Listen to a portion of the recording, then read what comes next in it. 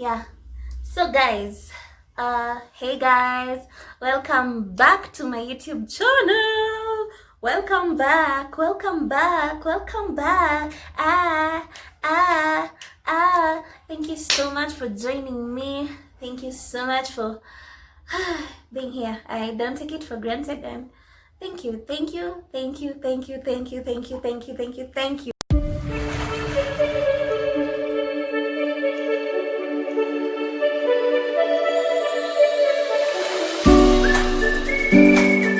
So today, as I said earlier, we're discussing the topic, why should I live in a bedsitter? Why should I live in a bedsitter? So before I go on, bedsitter is like a studio apartment. It's just a room where you can put a seat and a bed. And in Kenya, most bedsitters have a washroom inside. So it's like a seat, you put your seat, your bed, that's why the bed seat. And then in short, it has a section for a bed and a seat.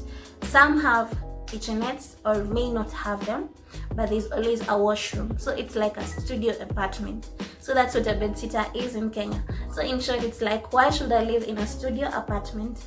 I don't know, you guys can tell me what such types of housings are called in your country. In Kenya, it's known as a bedsitter or a studio. It has a toilet and a bathroom, or a toilet which is also a bathroom in my country. So that's what a bedsitter is.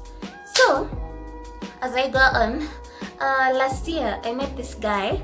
He looked like he was in his 40s, and I'd gone to this place to buy food. So I met this guy there, and he was like, oh, if you're at the age of 26, you need to be staying in a one bedroom, or else you're behind your lifeline or something. That was what he said. And then he went on to say that by the time you reach 30, you need to have a car, or else you'll never buy a car for the rest of your life. By the time you reach, 40, you need to have built a house, or else you'll never build a house for the rest of your life. And he had so many standards and targets that he had set for people in the society, and I was looking at him and I'm like, oh my dear boss. I almost actually asked him, how old are you and what do you have? But since it was none of my business, I was like, But the sad part is, actually many people right now in our generation have such a mindset that by the time I'm 26, I don't need to, or by the time I'm 25, I don't need to be staying in a bedsitter. I need to be staying in like a 2-bedroom apartment or a 1-bedroom apartment with a swimming pool and a gym, and in my own comfort, and settled down and made $10 million. And by the time I'm 50, I need to retire with 200-acre piece of land in somewhere in the country after I've built a dynasty, which is okay. It's good to set those targets in your life. But the one thing that you need to remember is that where you are, that is where you're supposed to be. You're just at your pace. You don't need to be further or behind. Where you are is where God had destined you to be at this time in history. He had just said that Cheryl, at this time, she will be here, living in this place, at this house, and that is where I want her to be. So anyway, which brings me back to my original video on how to live on a budget. Where you are is where you're supposed to be. So it's good to set targets and all, but it's also good to accept your situation, that where you are, that is where you're supposed to be. So let me just also take us back to a few years ago when I was in campus. I used to stay in a bedsitter also, and I had a roommate problem, but I would put this much pressure on her as I shouted to Harriet that, oh, we don't need to be staying here, we need to be staying in a 1-bedroom, blah blah blah, this place is so embarrassing. So I put so much pressure on her that Harriet was like, I'm going back to the hostel because me can't afford staying in a 1-bedroom. So I got another roommate and I convinced her that we moved to a 1-bedroom. So fast forward to a few months later, we moved into the 1-bedroom that I always wanted. That was when the troubles began. Oh, I'm telling you, the troubles began then. So, first of all, the rent was a bit higher than the bedsitter. So even if we were cost sharing, it was still a bit strenuous on my parents' side. And since I hadn't told my parents that I'm staying in a 1-bedroom, it was strenuous on my end because of the pocket money. You'll be given a fixed amount and you have to like dig into your pockets to remove that extra amount and top it up on your rent. That was the first problem. The second one, furnishing the house. Hey, I'm telling you, I only put one beanbag chair and a carpet, and that was it. I had a plastic table which the previous tenant had left it there, and curtains of which the previous tenant had also left those ones there. Buying any other thing really frustrated me, because I was wondering, now where am I going to get like 40,000 Kenya shillings to buy seats, an extra, I don't know, 5,000 for the carpet, an extra money like 20,000 or so to buy a TV, to buy a fridge, to buy that oven cooker and everything else. Like, it really frustrated me.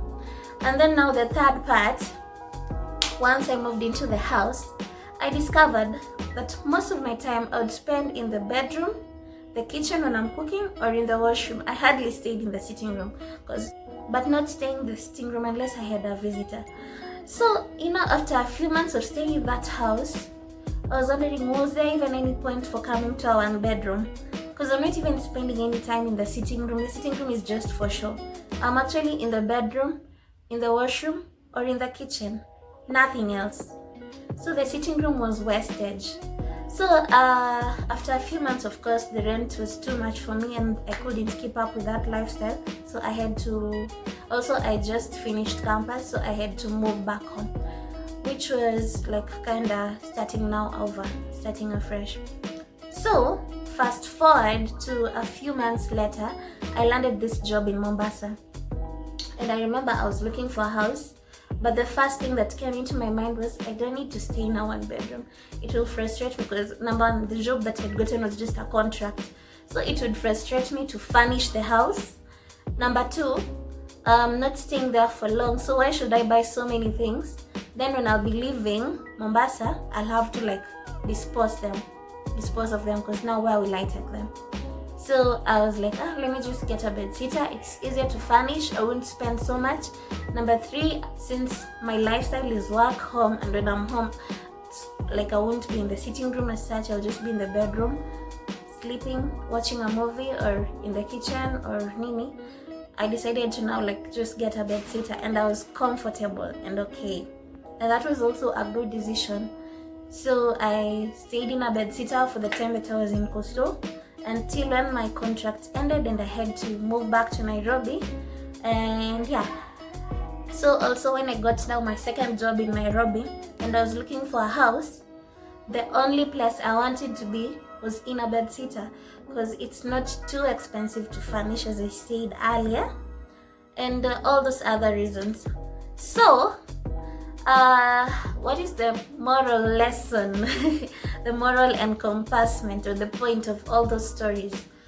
Number one is, you don't need to, people actually stay in bigger houses because of 90%, I'm not saying that that's the case for you, but 90% of the time it's because of the societal pressure or something, that you are at this age, you have a job, you need to live a certain type of lifestyle, you need to manage to afford doing some stuff and those extra things.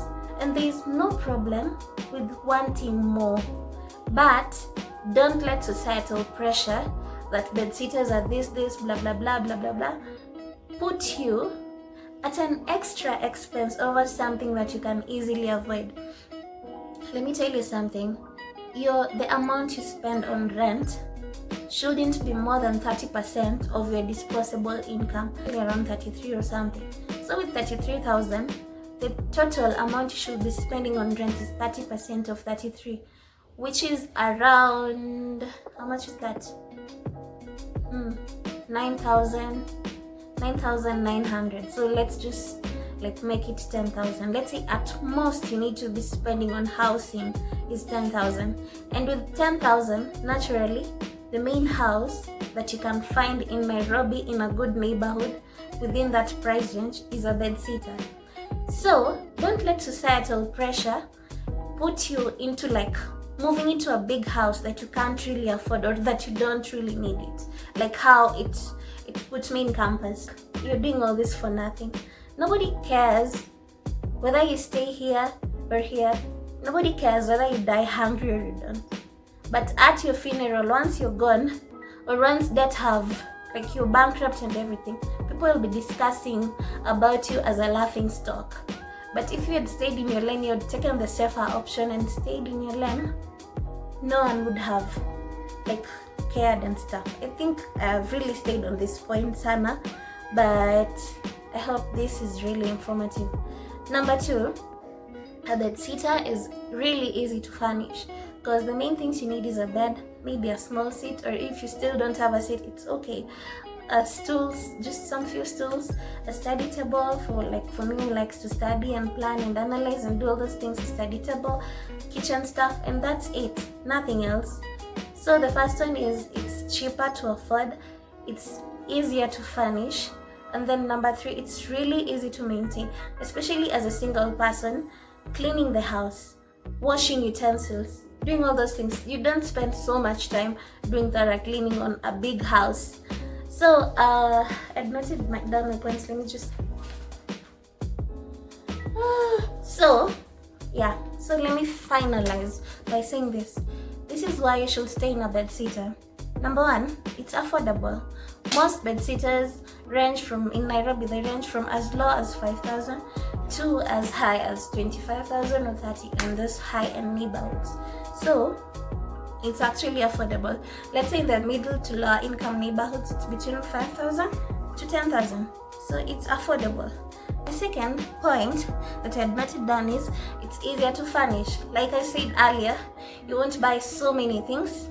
You need to go and like buy seats and a huge TV and speakers and a fridge and everything. Even if you're buying, in the long run, there are so many big bed sitters where you need to like buy all those things. But at the end of the day, the house won't feel as empty if it doesn't have all those stuff. So it's easier to furnish. Yes. My third thing, it's cheaper to furnish. Aside from it being easy to furnish, because you'll just see, this is a space I can live in. I need a bed. I mean, it's cheaper to furnish. The fourth point is the electricity bills, the water bills are less. The utility bills, the electricity, water bills, because like electricity, it's not in so many rooms that you need to clean and like a 1-bedroom or a 3-bedroom. It's cheaper. So the electricity and water bills are cheaper, they're less. The fifth point is it's easier to budget when you're staying in a bedsitter, because like let's say you're staying in a bedsitter in Kasarani, at the end of the day, the highest rent you'll pay there is like 10,000 from a bedsitter. So like let's say your salary is 40,000, you just know 10,000 is rent, you're left with 30k, your expenses can reach up to 15 or 20, so you can actually end up saving as much as 10k in a month because you're staying in a bedsitter. So it's easier to budget. And then lastly, it enables the point of minimalism. It enables the minimalistic lifestyle, where in minimalistic lifestyle, the minimalism concept says that less is more. The lesser you have, the more you have. In short, like this, let me put it in layman's term. You don't enjoy the physical, you rely more on the experience than on what you have. I don't know if I'm making sense. But now when you're staying in a bedsitter, because you have less things to worry about, you have less things to furnish, you have less bills to pay, you have all those less things. So it enables you to live a minimalistic lifestyle, which at the time you'll be expanding your lifestyle, and like when God will have enabled you to like move to greater heights, you'll appreciate where you've come from.